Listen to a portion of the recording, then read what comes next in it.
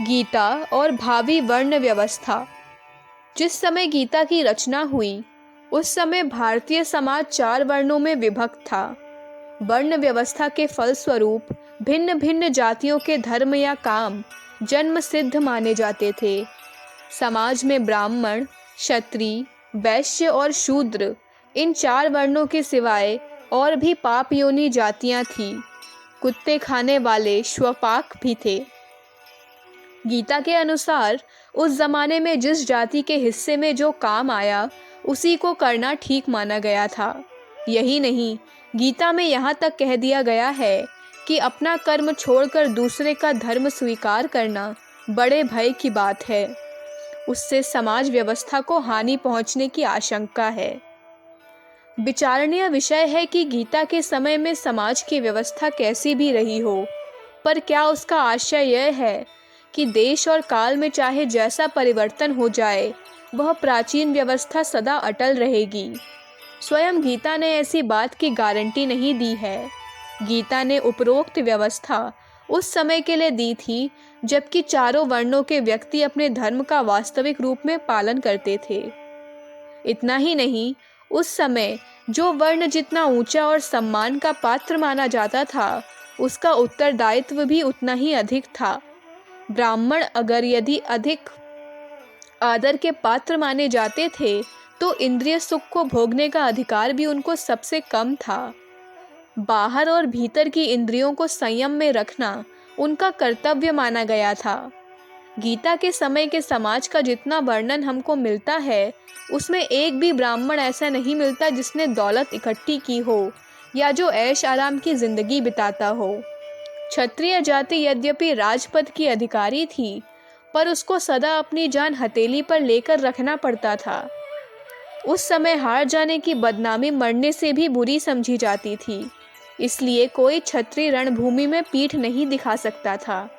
यही कारण है कि गीता में ब्राह्मणों के लिए जहाँ 10 कर्तव्य और क्षत्रियों के लिए 7 कर्तव्य बतलाए हैं, वहाँ वैश्यों के लिए 3 कर्तव्य और शूद्रों के लिए केवल एक ही कर्तव्य का बंधन बतलाया गया है।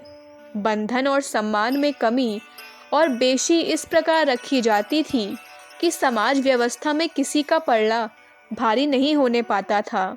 इसलिए गीता के विभूति योग अध्याय में प्रत्येक जाति की मुख्य बातों को बतलाते हुए भगवान ने कहीं पर भी यह नहीं कहा है वर्णानाम ब्राह्मणों में हम, अर्थात चारों वर्ण वालों में से मैं ब्राह्मण हूँ।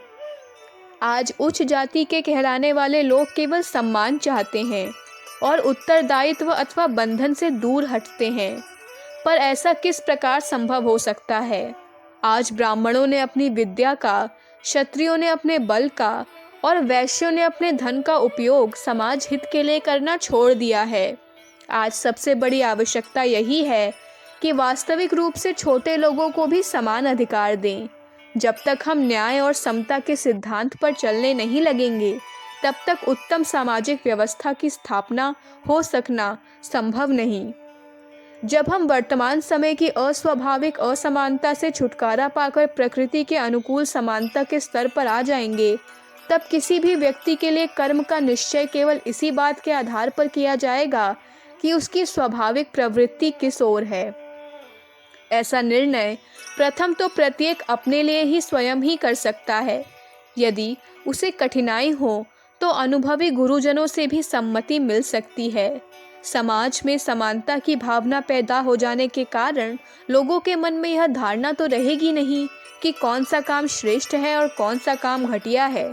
इसी प्रकार सबको जीवन निर्वाह तथा सुख पाने की एक सी सुविधाएं होने से यह भी विचार मन में न आएगा कि इस काम में ज़्यादा आमदनी होगी और इसमें कम होगी।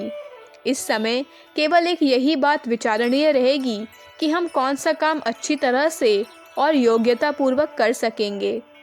जब हम इस प्रकार अपनी रुचि और प्रकृति के अनुसार काम करने का मौका पाएंगे तो उसमें असफल या फिसड्डी रह जाने का डर भी नहीं रहेगा।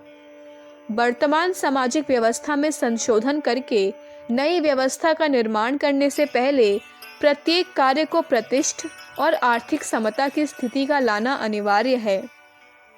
यह कार्य कठिन अवश्य है, पर जैसा गीताकार ने कहा है, काम एष क्रोध एष रजोगुण समुद्भव के सिद्धांत को ध्यान में रखकर हम इंद्रियों का संयम करके विषमता की भावना को नष्ट कर सकते हैं, जबकि हमारे पूर्वज हमको स्पष्ट शब्दों में आत्मवद सर्वभूतेषु और आत्माओपम्ये सर्वत्र समम पश्यति का उपदेश दे गए हैं और स्वयं उस पर चलकर हमको मार्ग दिखला गए हैं, तो कोई कारण नहीं कि हम उसके अनुसार आचरण न कर सकें। अर्जुन के समान चंचल मन के कारण हमको भी इस साम्य योग पर चलने में आरंभ में कठिनाई जान पड़ेगी, पर अभ्यास, वैराग्य और संयम से इसे सिद्ध करना ही होगा। अखंड ज्योति, अप्रैल 1957, पृष्ठ संख्या 10-11। हमारे YouTube चैनल विचार क्रांति दूत अखंड ज्योति पत्रिका को सब्सक्राइब करें एवं अगली वीडियोस प्राप्त करने के लिए बेल आइकन दबाएं। धन्यवाद।